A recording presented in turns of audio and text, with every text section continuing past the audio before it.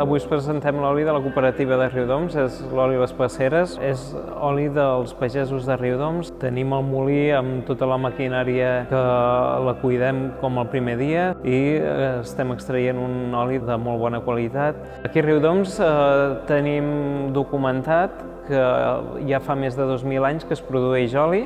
L'oli i les oliveres també va ser un element inspirador per Gaudí, que va viure al Mas de la Calderera. També aquest oli l'elaborarem per fer plats, ideal amb amanides, amb productes frescos, però també és un oli que per cuinar ens va molt bé. És un oli com històricament amb la cuina mediterrània sempre s'ha utilitzat i s'adapta molt bé en tot tipus de coccions.